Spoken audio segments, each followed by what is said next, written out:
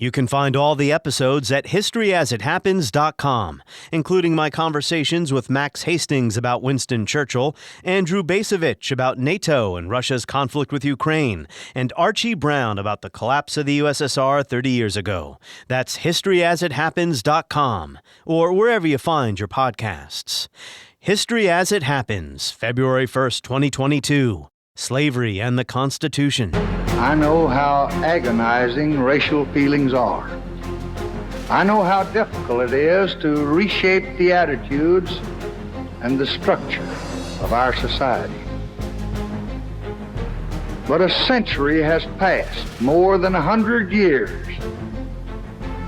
since the Negro was freed, and he is not fully freed tonight. The words Lyndon Johnson chose to win passage of the Voting Rights Act in 1965 might still apply today, at least if you believe America has yet to fully realize its founding principles, has yet to fully reckon with its past, and what is often called the original sin of slavery.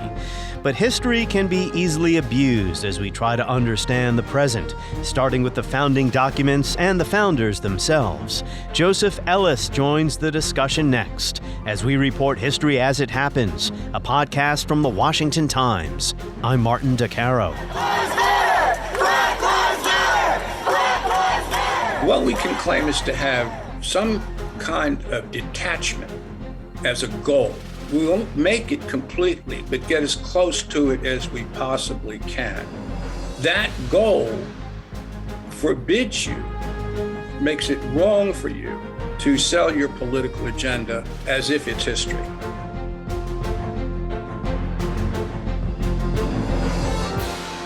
Have you heard of 13therism? If you're a 13ther, you believe the 13th Amendment didn't really abolish slavery in 1865. Instead, it established a new kind of slavery, just as Black Americans became free people, convict slavery. Now, this is nonsense, of course, but 13therism has its adherents in academia and elsewhere who take a dark view of our history, from the early years of European settlement to present day. Black Americans were enslaved and then kept from fully enjoying life and liberty by systems tantamount to slavery. Now, we know there was plenty of injustice and racism after slavery, but the institution was abolished in 1865, and the systems that came after, however cruel, were not slavery by another name. The Constitution has its place in this version of our past, as the document, so the argument goes, enshrined slavery, the so-called original sin.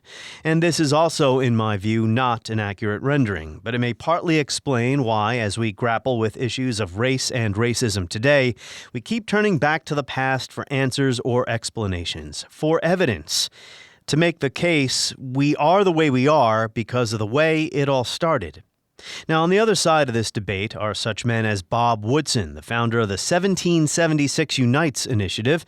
He was a guest on the podcast in mid-January, and he criticized the 1619 Project for, as he put it, blaming our current problems on slavery and racism. They make false claims that somehow the problems facing segments of the Black community today of out-of-wedlock births and the violence and the self-hatred violence that is going on is somehow tied to the legacy of slavery and discrimination, that any inequity today is tied to the legacy of slavery.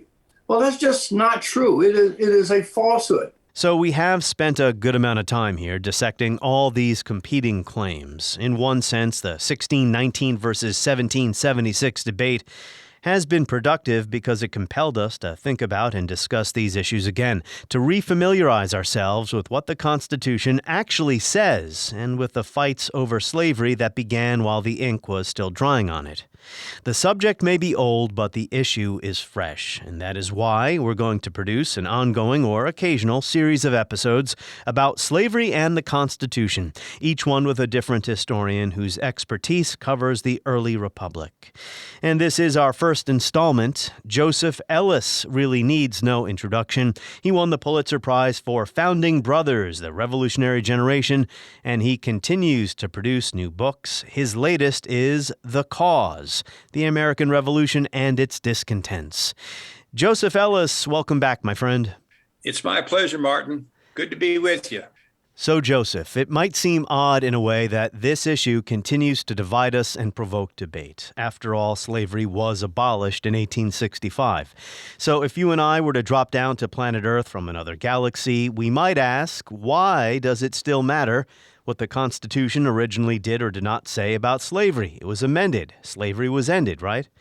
But we know why. We're still fighting over it. Our nation continues to grapple with racial inequality, and the debate always seems to take us back to the founding. Why do we go back to our founding for answers or for ammunition to make a point? People have asked me that question since I'm regarded as a historian of the founding, and those are the founders, and that's the people we go back to. The founders themselves, the ones who commented on it, most especially Adams and Jefferson and Washington, said, please don't do that. Please do not look back at us as demigods or as people whose wisdom is going to apply 100 years, 200 years later. No, no, no. What we've done, if we've done anything, is consolidate the wisdom of our moment in history. And it'll be up to you down the road to do the same thing in yours. In fact, I think most of the founders, including the major player in the Constitutional Convention, Madison, would be astounded to believe that we haven't redone the whole Constitution. That said, there are deep conscious and unconscious reasons why all new nations need mythical founders. Rome had Romulus and Remus. Great Britain has King Arthur. The thing about the American founders, however, is they're not fictional legends. They're real people. And the thrust of my work over the last 30 years or so has been to say they were, on the one hand, in my judgment, the greatest collection of political talent to appear in American history. And I don't think any subsequent generation has seriously challenged that claim. On the other hand, they were all imperfect human beings. In fact, if they were gods, what in heaven's name would we have to learn from them? Pre-modern men, too. Yeah, that's right. That's right. And so in the same reason we want to believe there's some place in the government, like the Supreme Court, where all difficult questions can be sent and resolved in a totally just way. Well, nobody believes the Supreme Court today is that body. And probably such a body does not exist anywhere. But we need to believe that something like their will to believe that props those founders up. And then what happens is once you discover that they're going to disappoint you, they go from being the greatest generation to the deadest, whitest males in American history and the sources of slavery and racism and imperialism and everything. And that's a cartoon. The notion that they're gods is a cartoon, and the notion that they're all diabolical creatures is a cartoon. We got to find a more sensible way to talk about this and put away childish things. And there's also this issue of using slavery or trying to understand slavery to explain our current problems. That's what the 1619 Project is trying to do. What are the problems with trying to explain our current dilemmas by looking at the legacy of slavery? I mean, some people say slavery ended, as I mentioned, 1865. Stop blaming it for what we're dealing with today. I think that's an obvious argument that I haven't heard it made in the ongoing debates. I think that if we take a more panoramic view, there's an argument going on for who controls the American narrative. And both extreme views on this narrative, again, strike me as cartoons, and I don't agree with either side. On the one hand, the United States is the world's greatest nation ever. We are the exception to all the rules of history, American exceptionalism. And our destiny is manifest. On the other hand, the United States is a failure that has created in the world sexism, racism, imperialism, and catastrophes for all the rest of the world. Those are both just stupid exaggerations. The triumphs and the tragedies of American history go together. You can't separate them. They interact. The same nation that failed to end slavery fought the bloodiest war in its history on the principles given us by the founders to end slavery. And the same nation that dispossessed the Native Americans saved Western civilization from Hitler and Stalin. And they go together.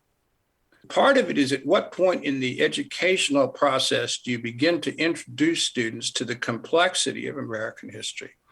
That's a tough question. And I've never taught kindergarten or first grade. but I've had kids go through there. And I think at the early stage, the function of a teacher is to develop contagious enthusiasm for a reading of books about history. And any way you can do that, whether this is politically correct or not, I don't care, as long as you get them involved. Later on, by, I would say, secondary school, they should begin to encounter the idea of irony and paradox. But I'm opposed to the kind of view of history, which is, it's called identity politics. I only go back looking for Black heroes or womanly heroes or that kind of thing. Or an unbroken trans-historical line of white supremacy that from 1619 to present day explains everything. Yes, yes. And all of these kind of ideologically extreme positions always will possess a kernel of the truth, okay? They're not total fabrications. But the problem with, say, 1619 is that the 20 African Americans who arrived in Jamestown at that time, they weren't the first African Americans to land on the continent. The first landed in 1565 in Florida. They weren't enslaved right away because slavery didn't exist in Virginia law at the time. And it loses the context of what is going on in Jamestown at that time. Jamestown is really a version of Lord of the Flies. The life expectancy of people there was less than 6 years. People were practicing cannibalism. So you lose sight of the big picture in order to focus on one frame. There's also the Atlantic global view, too, slavery preceding the founding of the English colonies by a century. You know, slavery existed in ancient Greece and Rome. It is amazing. And I've been reading in this for my next book a lot. The Atlantic slave trade was unbelievably horrible and barbaric. At any point of it, the interior of Africa, the Middle Passage, once they arrived. And what's amazing for 400 years is that there's very little criticism of it. It just goes on because it's so lucrative. Then in the middle of the 18th century, there's a sudden kind of explosion. And this is before the American Revolution happens, okay? It doesn't have a name yet, but it could be called the Enlightenment. And you get people like Voltaire, Diderot, Rousseau, others in Scotland beginning to see this as a moral tragedy. And I would actually make the case, and because over that period of time, 10 to 12 million Africans were brought across the Atlantic.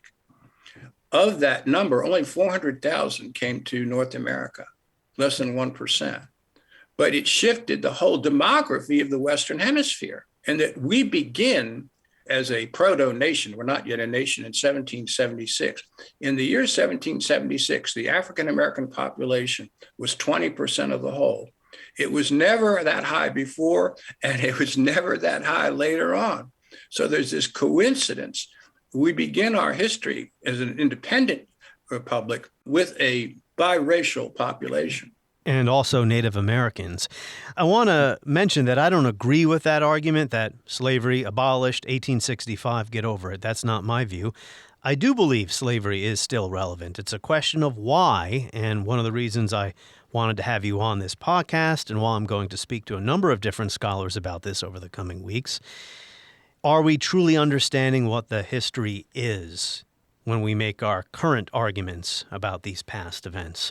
Are you familiar with this term, 13therism, Joseph? Yeah. There's a guy, I'm trying to remember his name. He's an African-American historian. 13 Clocks is his book. And it's part of the 1619, 1776 ideological perspective on the revolution. The 13th Amendment, according to this idea, didn't actually end slavery. It established a new kind of slavery to keep Black people oppressed, and that would be convict slavery. Now, 13therism, in my view, is historical nonsense, but it's a strand of thinking out there, and it's not just among people posting memes on social media. There are scholars, there are professional scholars who subscribe to that idea.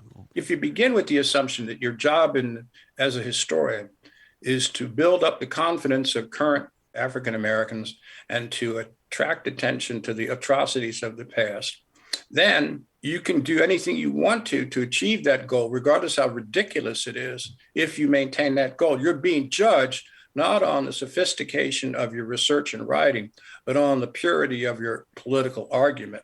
And so you'll be welcomed in the profession among those people that agree with you. The book that he wrote called 13 Clocks was assigned at Princeton, but the professor assigned it to get his students to identify the historical inaccuracies in it rather than to champion the book's argument. But well, that's important. We need to have all these ideas out there, right? Sunlight is a disinfectant. It is. It is. I think historians they can't claim to be totally objective. Scientists can claim that. Some economists wrongly can claim that. What we can claim is to have some kind of detachment as a goal. We won't make it completely, but get as close to it as we possibly can. That goal forbids you, makes it wrong for you to sell your political agenda as if it's history. In this case, however, my own detachment in this moment over the last couple of years, the last 5 years, was affected by the Trump phenomenon. I never knew there were still so many white Americans who found Martin Luther King's dream a nightmare. I think it's 30 to 40% of the population. What do you mean by that? That they believed that the Voting Rights Act was a mistake. They believed that blacks are permanently inferior and that equal citizenship was never something that should have been given them. And they're not all from the southern states either. But I think that that's the base of the Trump constituency. And that's why it's so difficult to poll them, because they're not going to tell you the truth. That's made me, as a historian, more interested in looking back and saying, well, what in 1776 or 1787, the year of the Declaration and the year of the Constitution, what can we say about the white population at that time? And once the question of emancipation is raised as a real possibility during the revolution, what you see is a backlash. And the backlash is based on an answer to the question, what do we do with the freed slaves when they're freed? And the development of a pro-slavery ideology, right? That's right. There didn't need to be one prior to that because there wasn't an organized anti-slavery movement. Yeah, you didn't need to be organized against them in a racist way because they were enslaved. That took care of everything.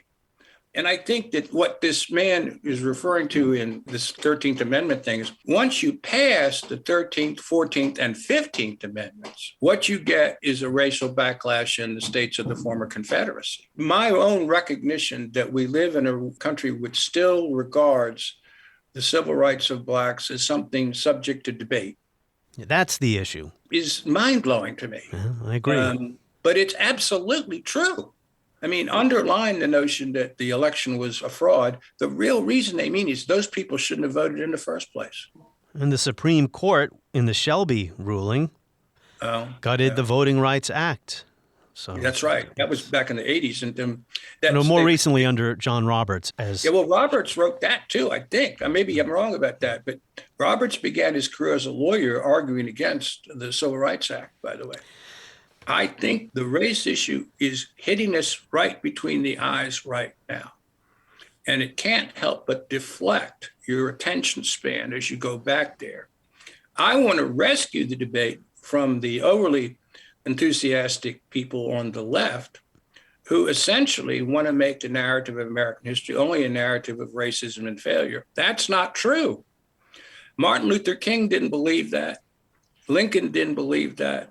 The women who gathered at Seneca Falls didn't believe that about feminism either. It's the first line of their manifesto. We hold these truths to be self-evident that all men and women are created equal. So I still see the American Revolution as the big bang in the American political universe that radiates out the values that we continue to believe to be right, that are under enormous assault right now by the political right and by the crazies on the Republican side. In some sense, what I'm saying is the so-called progressive historians are feeding the other side. They're giving political ammunition to the other side because the other side is accusing us of teaching anti-American history, which is what they're doing. Yes, the far left has embraced John C. Calhoun's interpretation and Jefferson Davis's interpretation, which was the Constitution is pro-slavery all the way, and we are an irredeemably white supremacist nation. I don't want to build a straw man argument here and overstate the case, but I don't think I'm that far off there. So Right. the subject may be old, but the issue is still fresh. So why don't we talk about slavery and the Constitution? As James Oak said on one of my recent episodes, it was a contested document. Right from the beginning, there was this tension, right? Where the pro-slavery folks thought they gave too much away. The anti-slavery folks thought they didn't get enough. But in the end, there was a workable compromise to create this new nation. Because slavery, of course, predated the Constitution in the Atlantic world. Yep, it did. And in other words, they weren't dealing with something that was going to come into existence. It was there. I think that I agree with Oakes, and I use slightly different language, but the thrust of his remark, that they come together in 1787, and you got to get some historical context here. And Oakes is mostly a 19th century guy, but he knows a lot. I would add to his that, remember, the Constitutional Convention is a benevolent coup d'etat. Most of the people are perfectly happy with the government under the Articles of Confederation. They have grown up, lived out their lives on a limited 3-day horse ride. They can't think nationally or continentally. But a small group of what they will be called Federalists, or they would say nationalists, led by Madison, Hamilton, John Jay, and George Washington, decide they're going to make an effort to significantly reform the government. Not just reform it, but change it altogether. And that's what the Constitutional Convention becomes. So you got to understand the political context here. They're not coming together to deal with the slavery issue. They're coming to deal with the nationhood issue. And if we're going to become a nation, we can't do so without finding some way to fold the southern slave states into that union.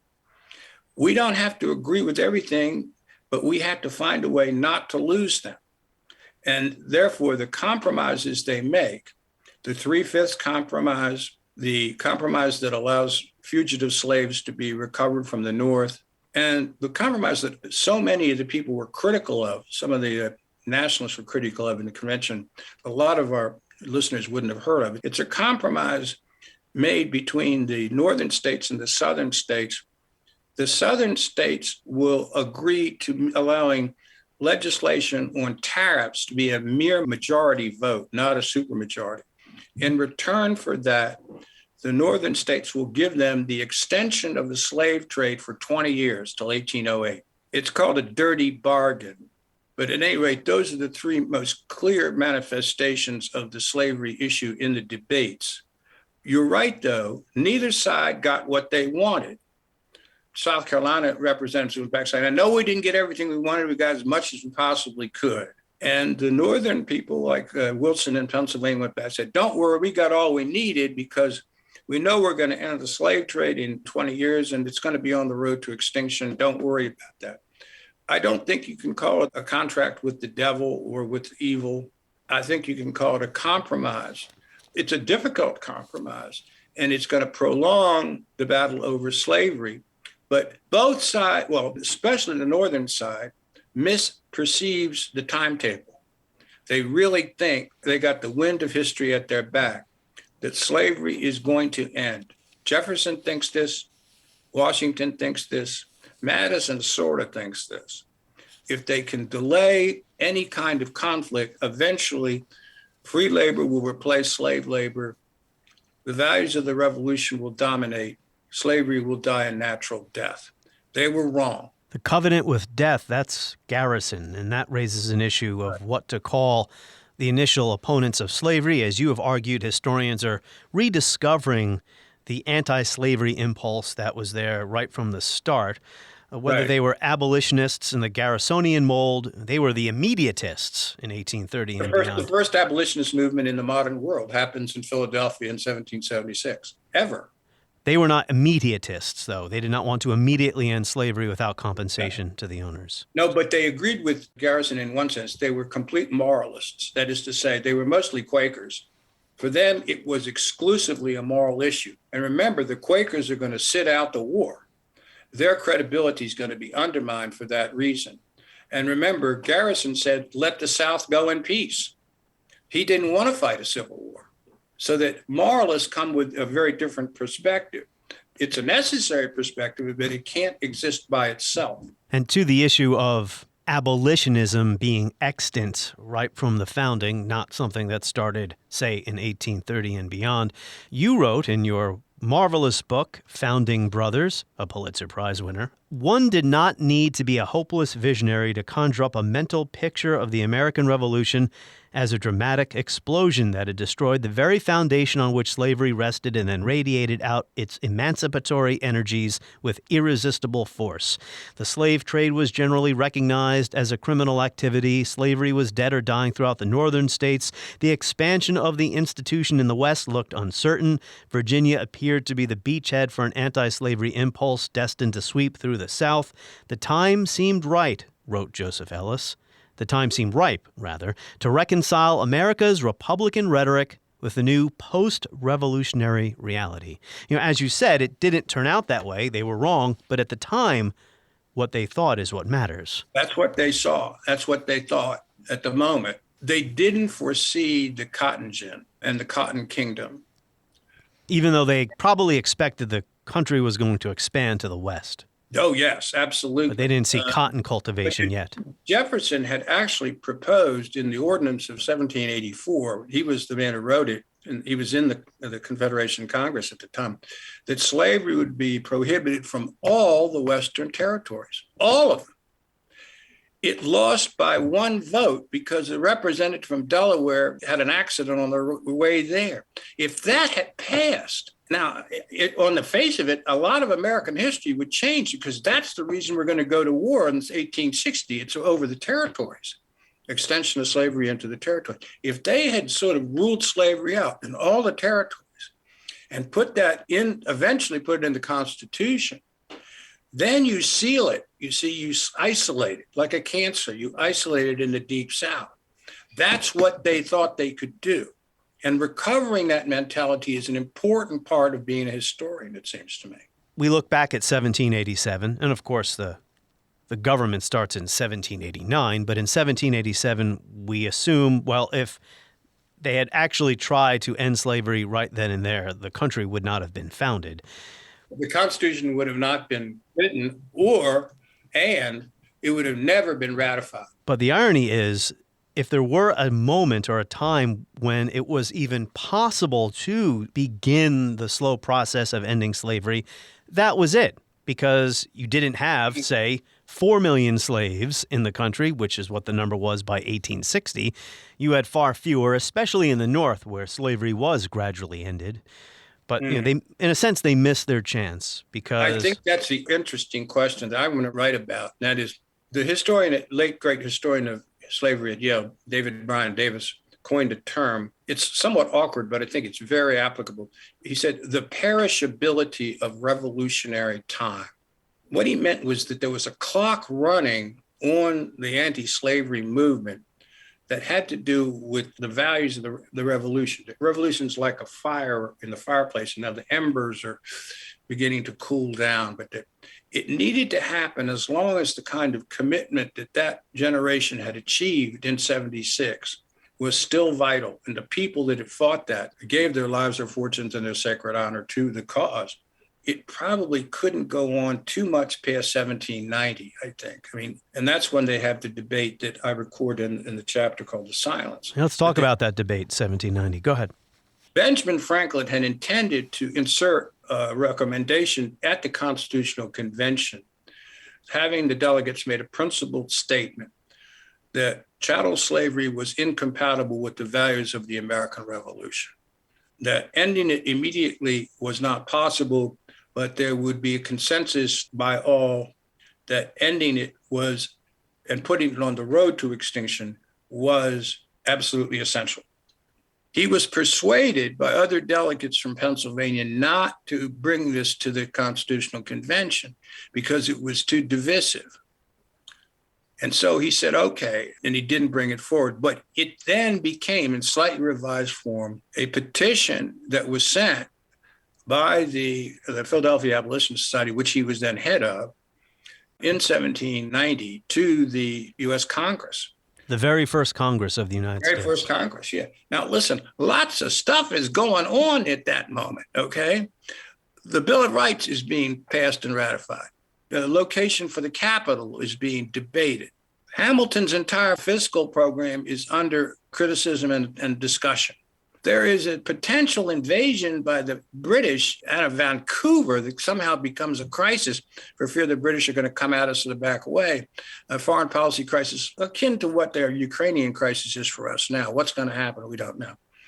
So that there's all this stuff going on. And the members of the Congress say, look, this petition by a bunch of Quakers, this is nonsense. And, who believes Quakers anyway? A petition to end the slave trade and also begin a general emancipation of slavery. Yes. The important thing is the principle, to declare as a principle that slavery and the slave trade are inherently incompatible with the values of the American Revolution. Boom. Okay. They're ready to throw it out, but then it becomes announced that it comes under the signature of Benjamin Franklin.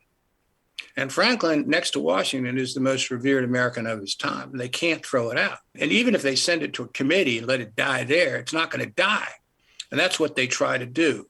And I've written a chapter that spells this out in considerable detail in the Founding Brothers. But that in that debate, for the first time, because you see, there's no public debate in the Constitutional Convention. That is to say, nobody knows what they're saying. It's all in private. It was a secret meeting, amazingly, right? Secret meeting of 55 white guys, yes. And so the very fact that there's an audience here in the galleries, you hear for the first time that the slavery issue has to do, certainly with Southerners protecting their property, they say, but mostly, what does this mean when they're freed? Does this mean racial amalgamation? Do you want your child to marry a Black woman? All the arguments come trotting out on the vision of how horrible this is going to be. This is coming from South Carolina and Georgia. And they've been harboring these arguments for a long time, but they get into the public arena for the first time. So you get this debate. And again, if the revolution is an airburst in the night, there's another airburst in the night here where you really see what you're contending with here. The racial prejudice of a white population that is not going to admit emancipation.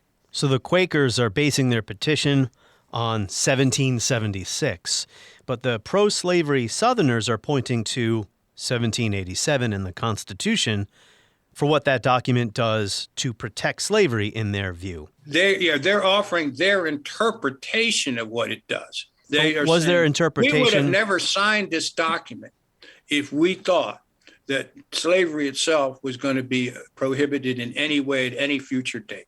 We left Philadelphia under the understanding that the slave trade was going to continue for 20 years and that our slaves were our property and would not be taken from us. If you're changing that rule now, then we have to decide whether we want to stay in the Union. So when it comes to the international slave trade, the Southerners were right. It was explicit. One of the few things in the Constitution explicit about slavery, not until 1808. Anyway, you see, interesting the way that Wilson in Pennsylvania, anti-slavery guy. Yeah, wonderful guy. He spun it, said, see, even though it's a wait, it's going to end slavery. It's going to happen. It's our victory here. We've got them to agree. It's going to end. Actually, they don't agree. It's going to end. They agree it can't be considered until 1808.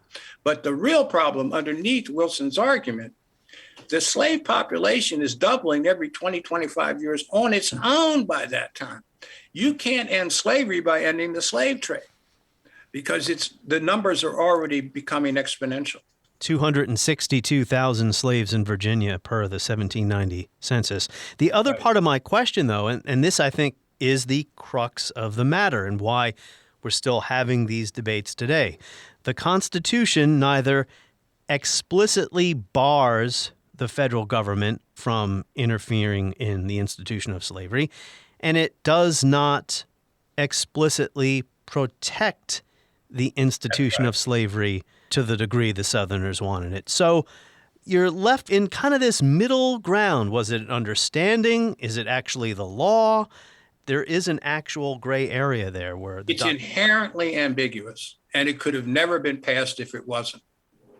That is, the way to think about it, I think, Martin, is that the Constitution isn't a set of eternal principles. is a framework to argue about what those principles mean.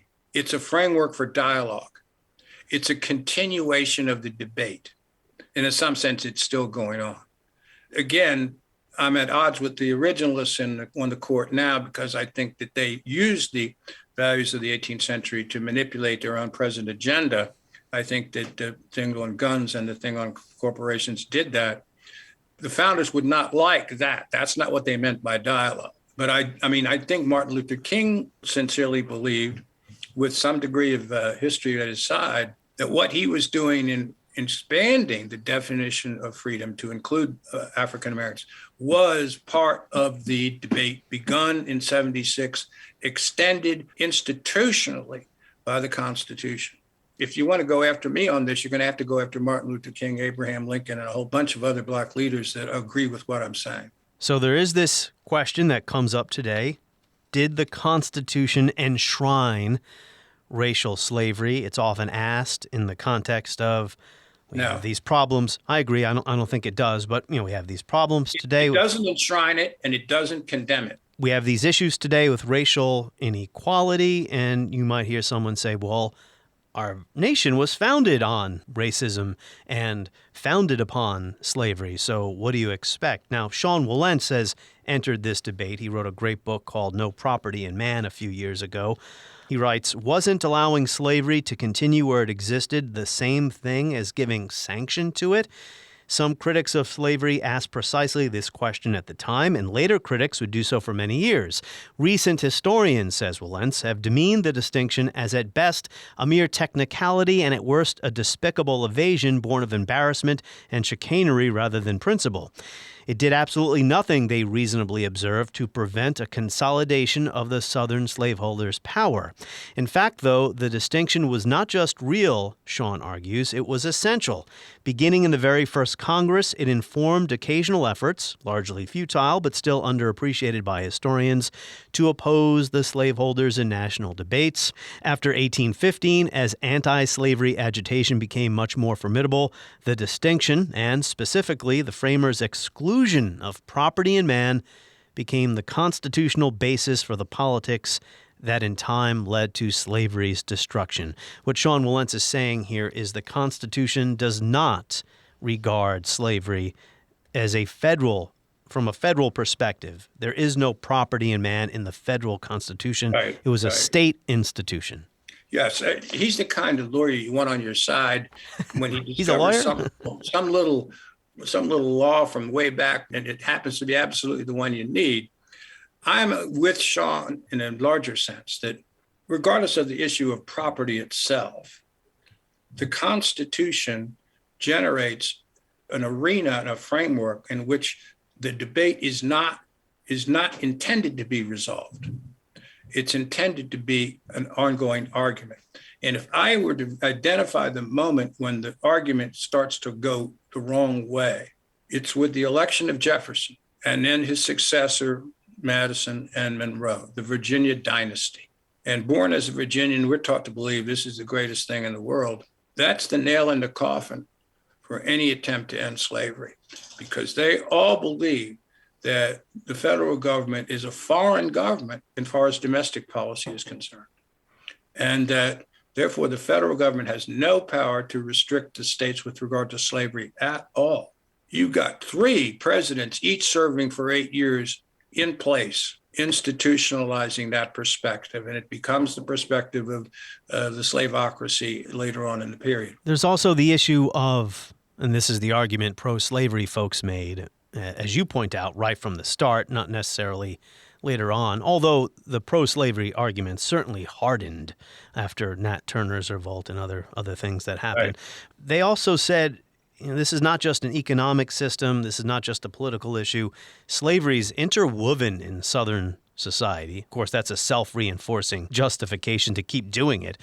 They said, you just can't pass a law and change the South. They're right about that. And my old mentor, Ed Morgan, wrote a book called American Slavery, American Freedom, that the very extreme notions of freedom held by white Southerners was dependent on the fact that their labor was being done by Blacks, not by themselves, and that they were free because somebody else was doing the work.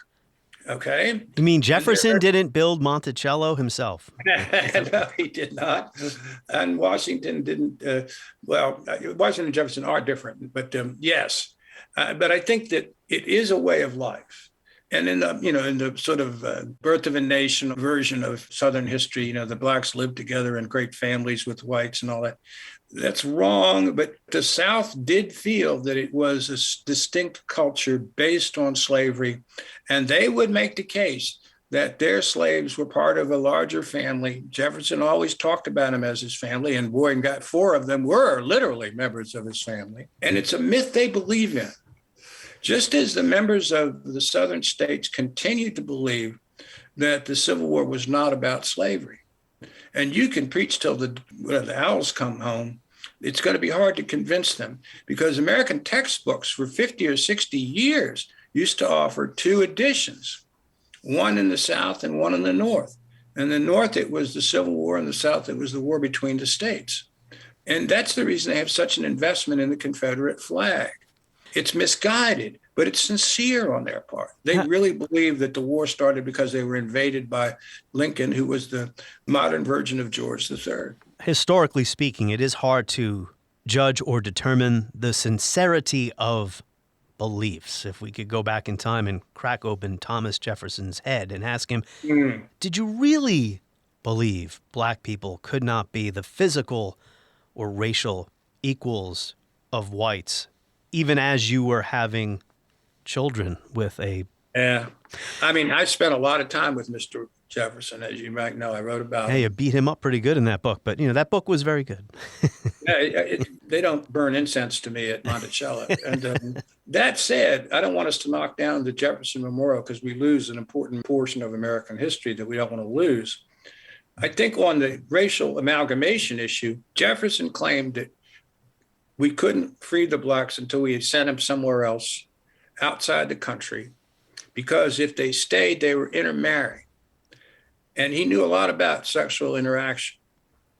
And that would produce an inferior Anglo-Saxon race. That was his first argument. His second argument is worth listening to, because if we let them stay here, the whites will never accept them as equals. And they'll be permanently prosecuted and there'll be prejudice against them throughout the remainder of American history. Guess what? Let's hope he's wrong. But for now, he's right. He's right for the wrong reasons, probably, because that's on the white folks for not accepting their... Well, he's not blaming the blacks. He's saying, I'm protecting you. I'm protecting you from a fate. It'd be better for you if you lived somewhere else. Same argument was made for Indian removal. Yep. His attitude towards Native Americans is different from African Americans. He says, with regard to Native Americans, racial amalgamation is fine. He doesn't think of Native Americans in the same negative way he thinks of Black Americans. And he said there could be a future Native American state in the Union. You didn't want to have a black state. He's prejudiced against the Native Americans in a different and lesser way. And as we know, these ideas were widely held across generations. When you were mentioning concerns about racial amalgamation, I thought of the 1864 presidential election in the North, Lincoln versus the Copperheads and the Democrats. The Democrats ran what may to this day still be the most explicitly racist political campaign, showing black people and white people dancing together. I think it was called the Amalgamation Ball, a political cartoon at the time. Really, really crude and ugly. Not to jump into the 1860s, I want to actually stick with some of the personalities, Jefferson, who you just mentioned. To what extent does focusing on the personal lives or the private lives of our founders or our framers distract us from these bigger issues, these historical issues about slavery and the Constitution? I think sometimes too much focus on personal hypocrisy can be a problem. It can. I mean, if you focus on it in a biographical way that does not contextualize the biography. In the case of a guy like Jefferson, I think, or Washington, I think, or Madison, one of the ways of understanding how slavery can be accepted is to understand the defense mechanisms, the subconscious ways they protect themselves from their own living a lie. the way in which their own language, written and spoken, becomes difficult to follow if you're in the South. It's designed to be elusive. Madison starts a sentence over here, and it looks like it's headed towards one conclusion, and before you know it, it's turned around. My point here is that while I'm not primarily a biographer, I have written biographies of Washington, Adams, and Jefferson, the first three presidents. And I think biography is invaluable as long as you're also a historian who is contextualizing that life in the palpable realities of that moment. One of my favorite biographies was of William Lloyd Garrison, titled All on Fire, some years ago. So, I mean, there are some biographers that cannot write about a figure they don't really love. David McCulloch is like that. He's a good friend of mine. By the way, he's not feeling well these days. But I remember when I won the National Book Award for Jefferson book, and I was up accepting it, and I said to the audience, my wife told me I could never write this book. See, dear, you were wrong. Because I'm not in love with Jefferson. In fact, I have a lot of pretty critical things to say about him. American Sphinx, the name of the book, for anyone interested. Yeah.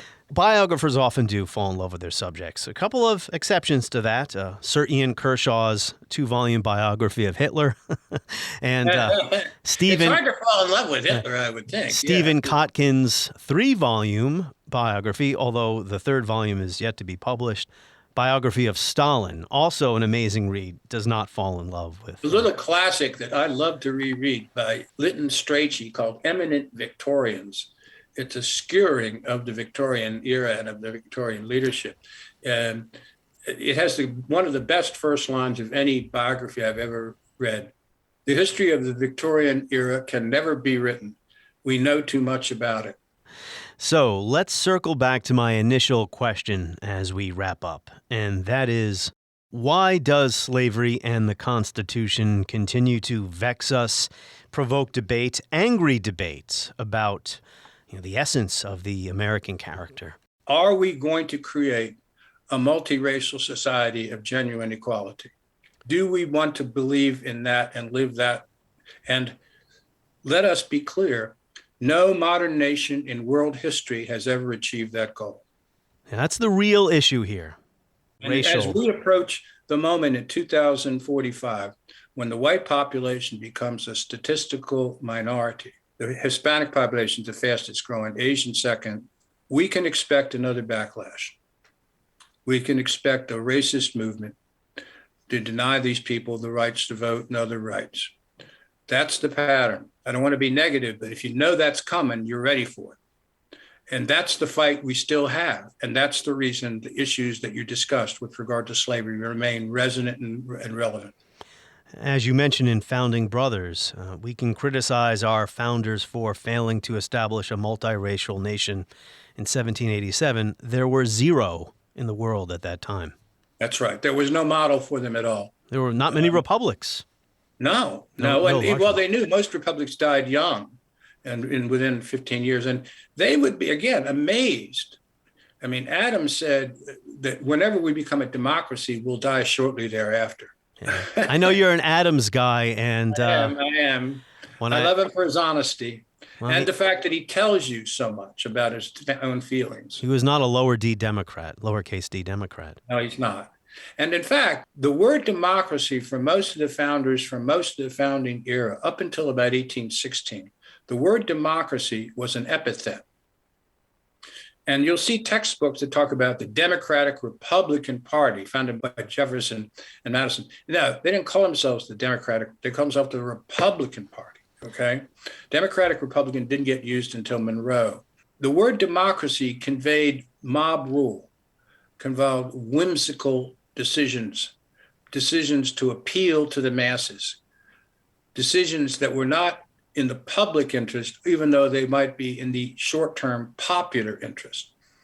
They didn't think they were creating a democracy. Well, the notion of mass politics with mobilized publics was non-existent. And when Jackson comes, both Jefferson and Adams, who lived long enough to see it, said to each other in their letters, this is not what we had in mind. Andrew Jackson. Well, I'll close with this because I'm going to send Sean Wilentz this podcast. Hopefully he will listen to it. When I met you many years ago, briefly, I was a local reporter in Washington, and I told you The Rise of American Democracy by Professor Wilentz was my favorite American history book, the most impressive book I had read. You looked at me a little bit funny. Because Sean and I agree on a lot of things, but he's going to be a defender of traditional definition of democracy. And Jacksonian democracy. In a Jacksonian democracy sense. But we can have a serious, good, robust, hearty argument and then sit down and have drinks together. Well, I should have both of you on the podcast. I'll ask one question, turn my mic off, and just listen to you guys go at it. I appreciate that. And if he does listen to this, Sean, we've not used your name in vain. We've given you your fair share here. But the word democracy has become such a part of the political vernacular that nobody is precise about what it means. What I'm saying is that to be historically correct, what we should talk about at the moment is not that we're saving democracy. We're saving the republic, res publica, public things, the rule of law. Well, now today we have something called illiberal democracy in places like Hungary. Another word for that is dictatorship. Joseph Ellis, you are always welcome here. His latest book is The Cause, the American Revolution and its Discontents. On the next episode of History as It Happens, 2 years of COVID. What have we learned? Senator, we are here at a committee to look at a virus now that has killed almost 900,000 people. And the purpose of the committee was to try and get things out, how we can help to get the American public. And you keep coming back to personal attacks on me that have absolutely no relevance to reality. John Barry will return to discuss the pandemic, what we got right, what we got wrong, and when it might end, as we report history as it happens, a podcast from the Washington Times.